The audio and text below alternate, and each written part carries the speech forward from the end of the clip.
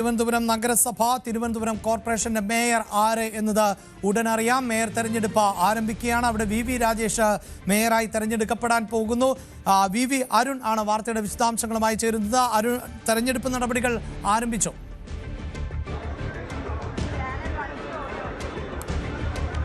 തെരഞ്ഞെടുപ്പ് നടപടിക്രമങ്ങൾ ആരംഭിച്ചു. ജില്ലാ കളക്ടർ അനുകുമാരിയാണ് നടപടിക്രമങ്ങൾക്ക് നേതൃത്വം നൽകുന്നത്. മേയർ തെരഞ്ഞെടുപ്പാണ് ആദ്യം. ഉച്ചയ്ക്ക് ശേഷം 2:30-ക്കാണ് ഡെപ്യൂട്ടി മേയർ തെരഞ്ഞെടുപ്പ്. 3 സ്ഥാനാർത്ഥികളുണ്ട് മേയർ തെരഞ്ഞെടുപ്പിൽ. ബിജെപിയുടെ വി രാജേഷ് സംസ്ഥാന സെക്രട്ടറിയാണ്. കൊടുങ്ങാനൂർ വാർഡ് കൌൺസിലറാണ്. സിപിഎമ്മിന്റെ RP ശിവജി ജില്ലാ കമ്മിറ്റി അംഗമാണ്. പുന്നക്കാമുകൾ കൌൺസിലറാണ്. കോൺഗ്രസിന്റെ K Sabarinathan KPCC general secretary. കവടിയാറിൽ വിജയിച്ച ശബരിനാഥൻ മുൻ MLA കോൺഗ്രസിന് വേണ്ടി മത്സരിക്കുന്നു. 50 കൌൺസിലർമാരാണ് ബിജെപിക്ക് ഉള്ളത്. ഒരു സ്വതന്ത്ര പ്രതിനിധി അടക്കം 51 ബിജെപി ഉറപ്പാക്കിയിട്ടുണ്ട്. അതിന് മുകളിലേക്ക് പോകുമോ എന്നാണ് അറിയേണ്ടത്. അത്തരത്തിൽ അവകാശവാദങ്ങൾ കൂടി ബിജെപി മുന്നോട്ട് വയ്ക്കുന്നുണ്ട്. പൌണ്ട് കടവിൽ നിന്നുള്ള ഒരു കോൺഗ്രസ് വിമതനുണ്ട്. സുധീഷിന്റെ പിന്തുണ കോൺഗ്രസിനായിരിക്കുമെന്നാണ് ഇപ്പോൾ മനസ്സിലാകുന്നത്. അങ്ങനെയാണെങ്കിൽ ബിജെപിക്ക് 51, ഇടതുമുന്നണിക്ക് 29, കോൺഗ്രസിന് 20. ഈ രീതിയിലാകാം വോട്ടെടുപ്പിന്റെ ഫലം. 3 സ്ഥാനാർത്ഥികൾ ഉള്ളതുകൊണ്ട് തന്നെ വോട്ടെടുപ്പിലേക്ക് പോകുമെന്ന ഉറപ്പാണ്. 3 സ്ഥാനാർത്ഥികൾക്കും വേണ്ടിയും അവരുടെ കൌൺസിലർമാർക്ക് വോട്ട് ചെയ്യാൻ പാർട്ടി വിപ്പുണ്ട്. അതുകൊണ്ട് തന്നെ ഈ വോട്ട് അസാധുവാക്കാനോ അല്ലെങ്കിൽ മാറ്റി ചെയ്യാനോ കഴിയില്ല. കഴിയുന്നവർക്കെതിരെ പാർട്ടി നടപടിയുണ്ടാകും. അത് തെരഞ്ഞെടുപ്പ് പെരുമാറ്റച്ചട്ടപ്രകാരം അയോഗ്യതയ്ക്കുള്ള വഴി തുറക്കുകയും ചെയ്യും. അതുകൊണ്ട് തന്നെ ഈ രീതിയിൽ തന്നെ വോട്ടിംഗ് മുന്നോട്ട് പോകാനാണ് ഈ കണക്ക്. അന്തിമ കണക്ക് ഇത് തന്നെയാകാനാണ് സാധ്യത. ഓരോ അംഗവും കൌൺസിലും ബാലറ്റ് പേപ്പർ കിട്ടിയാൽ അതിൽ ബാലറ്റ് പേപ്പറിൽ അയാൾ വോട്ട് ചെയ്യാൻ ഉദ്ദേശിക്കുന്ന സ്ഥാനാർത്ഥിയുടെ പേരിന് നേരെ ഇൻഡു എന്ന അടയാളം ഇടണം. ബാലറ്റ് പേപ്പറിന്റെ പുറകുവശത്ത് പേരും ഒപ്പും എഴുതി ബാലറ്റ് പേപ്പർ റിട്ടേണിംഗ് ഓഫീസറുടെ സമീപത്തുള്ള ബോക്സിൽ നിക്ഷേപിക്കണം. ഇതാണ് വോട്ടെടുപ്പിന്റെ നടപടിക്രമം. അതിനുശേഷം ആ വോട്ടുകൾ എണ്ണി വിജയെ പ്രഖ്യാപിക്കും. സ്വാഭാവികം 3 പേരുള്ളതുകൊണ്ട് വേണമെങ്കിൽ 2 റൌണ്ടിലേക്ക് പോകാം. പക്ഷേ വലിയൊരു മുൻതൂക്കം വി രാജേഷിന് ഉണ്ടാകും. 51 വോട്ട് രാജേഷിനുണ്ടാകും. രണ്ടാമത് എത്താൻ പോകുന്ന RP ശിവജിക്ക് പരമാവധി 29 വോട്ടുകളെ ഉണ്ടാകാൻ ഇടയുള്ളൂ. അങ്ങനെ വരുമ്പോൾ 22 വോട്ടുകളുടെ വ്യത്യാസമുണ്ട്. അതുകൊണ്ട് തന്നെ വി രാജേഷിനെ തിരുവനന്തപുരം നഗരസഭയുടെ മേയറായി പ്രഖ്യാപിക്കും. തൊട്ടു പിന്നാലെ സത്യപ്രതിജ്ഞ ഉണ്ടാകും. അങ്ങനെ ബിജെപി ചരിത്രം കുറിക്കുന്ന നിമിഷം എത്തിച്ചേരും. പതിറ്റാണ്ടുകളുടെ ബിജെപിയുടെ കാത്തിരിപ്പ്. പതിറ്റാണ്ടുകൾക്ക് ശേഷം CPM-ന് ഭരണം നഷ്ടപ്പെടുന്ന അവസ്ഥ. അങ്ങനെ ബിജെപി വലിയ ആഘോഷമായത് കൊണ്ടുവരുമെന്ന ഉറപ്പാണ്. അതിനുള്ള നടപടിക്രമങ്ങളൊക്കെ അതിന്റെ ശ്രമങ്ങളൊക്കെ ഇതിനകം ആരംഭിച്ചിട്ടുമുണ്ട്. സത്യപ്രതിജ്ഞയ്ക്ക് ശേഷം മേയർ തന്റെ ഓഫീസിലെത്തി ചുമതല ഏറ്റെടുക്കും. അതിനുശേഷം ഉച്ചയ്ക്ക് 2:30-ക്കാണ് ഡെപ്യൂട്ടി മേയർ തെരഞ്ഞെടുപ്പ്. ഡെപ്യൂട്ടി മേയർ തെരഞ്ഞെടുപ്പിലും വോട്ടെടുപ്പ് ഉണ്ടാകും. ആശാനാഥാണ് തുടർച്ചയായ 3-ാം തവണ വിജയിച്ചു വന്ന കരുമത്തിന്റെ പ്രതിനിധി ആശാനാഥാണ് ബിജെപിയുടെ NDAയുടെ ഡെപ്യൂട്ടി മേയർ സ്ഥാനാർത്ഥി.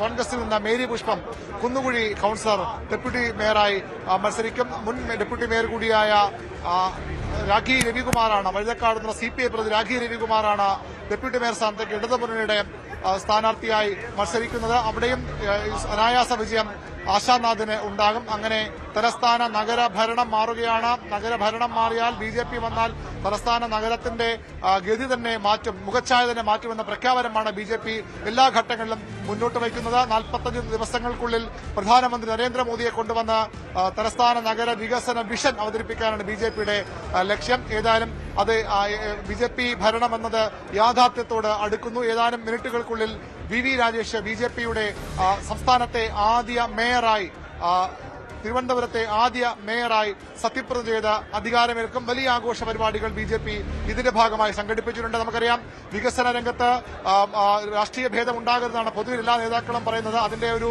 ശുഭസൂചന. CPM-ന് വലിയ നഷ്ടമാണ്, വലിയ നാണക്കേടാണ് തലസ്ഥാന നഗരഭരണം നഷ്ടപ്പെടുന്നത്. പക്ഷേ ആ വികസന രംഗത്ത് അങ്ങനെ ഒരു രാഷ്ട്രീയ ഭേദം ഉണ്ടാകില്ല എന്ന സൂചന നൽകിക്കൊണ്ട് അല്പസമയം മുമ്പ് മുഖ്യമന്ത്രി പിണറായി വിജയൻ വി രാജേഷിനെ, ബിജെപിയുടെ മേയർ സ്ഥാനാർത്ഥിയെ, ഭാവി മേയറെ, നിയുക്ത മേയറെ നേരത്തെ ഫോണിൽ വിളിച്ച് അഭിനന്ദനം അറിയിച്ചിരിക്കുന്നു. വികസന രംഗത്ത് ഒരുമിച്ച് പോകാമെന്ന സന്ദേശമായി വേണമെങ്കിൽ ഇതിനെ കാണണം. ഇന്നലെ വി രാജേഷ് നമ്മോട് സംസാരിക്കുമ്പോഴും പറഞ്ഞത് ക്രിയാത്മക പ്രതിപക്ഷമായി കോൺഗ്രസും CPM-ഉം ഉണ്ടാകുമെന്ന പ്രതീക്ഷയാണ് അദ്ദേഹം പങ്കുവച്ചത്.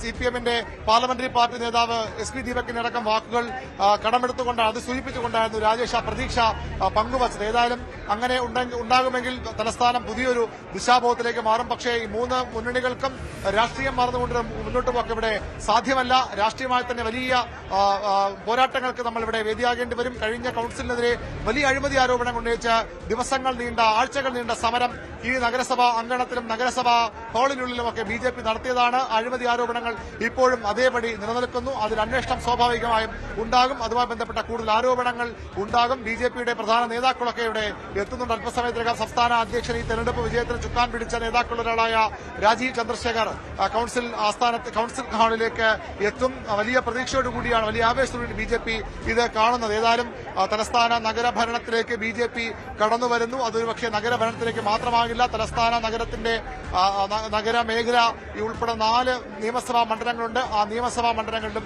BJPയുടെ ശക്തമായ സ്വാധീനം നിലവിൽ തന്നെയുണ്ട്. അത് വർദ്ധിപ്പിക്കാൻ അവർക്ക് ആത്മവിശ്വാസം നൽകുന്ന ഒരു തെരഞ്ഞെടുപ്പ് ഫലമാണ് ഉണ്ടായിരിക്കുന്നത്. അതുകൊണ്ട് തന്നെ വർദ്ധിത വീര്യത്തോടുകൂടിയാകും വരുന്ന നിയമസഭാ ആഴ്ചകൾക്കപ്പുറം നടക്കാൻ പോകുന്ന നിയമസഭാ തെരഞ്ഞെടുപ്പിൽ BJP മത്സരിക്കാനിറങ്ങുന്ന BJPയുടെ നേതാവ് കെ സുരേന്ദ്രൻ, BJPയുടെ മുൻ സംസ്ഥാന അധ്യക്ഷൻ കെ സുരേന്ദ്രൻ ഇവിടേക്ക് എത്തുകയാണ്. BJP ഇന്നലെ ഈ വിജയത്തിൽ തന്നെ വി രാജേഷ് മേയറെ പ്രഖ്യാപിക്കുന്ന വലിയ ഫേസ്ബുക്ക് ഗ്രൂപ്പിലൂടെയൊക്കെ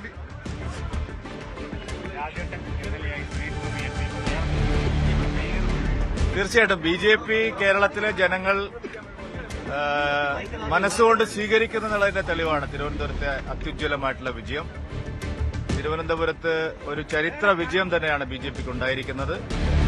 തിരുവനന്തപുരം നഗരസഭയെ നയിക്കാൻ ഇനി മുതൽ BJPയുടെ മേയറും ഡെപ്യൂട്ടി മേയറും ഉണ്ടാവുന്നു എന്നുള്ളത് കേരളത്തിലെ ജനങ്ങളെ സംബന്ധിച്ചിടത്തോളം ഏറ്റവും ആഹ്ലാദം നൽകുന്ന ഒരു കാര്യമാണ്.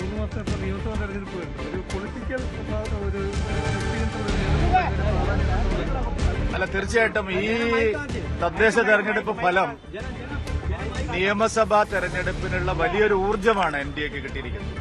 അതുകൊണ്ട് തിരുവനന്തപുരത്തെ ഭരണവും മറ്റ് പല തദ്ദേശ സ്ഥാപനങ്ങളിലും ഉണ്ടായ മുന്നേറ്റവും വരുന്ന നിയമസഭാ തെരഞ്ഞെടുപ്പിൽ കാര്യമായി പ്രതിഫലിക്കും എന്നുള്ള കാര്യത്തിൽ സംശയമില്ല.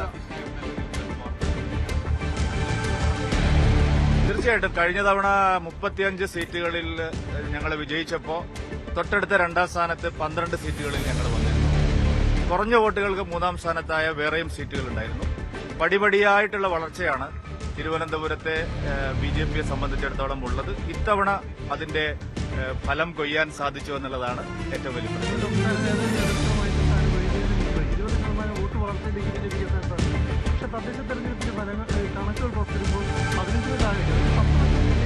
ഇല്ലില്ല, അത് ഓരോ തെരഞ്ഞെടുപ്പിനും ഓരോ പാറ്റേൺ ആണ്. അത് തദ്ദേശ തെരഞ്ഞെടുപ്പിലെ വോട്ട് വിഹിതം നോക്കിയല്ല ആളുകൾ നിയമസഭാ തെരഞ്ഞെടുപ്പിൽ വോട്ട് ചെയ്യുന്നത്. അതുകൊണ്ട് തദ്ദേശ തെരഞ്ഞെടുപ്പിന്റെ പാറ്റേൺ വേറെയാണ്, ലോക്സഭാ തെരഞ്ഞെടുപ്പിന്റെ പാറ്റേൺ വേറെയാണ്, നിയമസഭാ തെരഞ്ഞെടുപ്പിന്റേതും വേറെയാണ്. ഒരു കാര്യം ഉറപ്പാണ്, ഞങ്ങൾ വലിയ സംഖ്യയിൽ വിജയിച്ചു വരും നിയമസഭയിൽ എന്നുള്ളത് നിങ്ങൾ ഉറപ്പിച്ചോളൂ.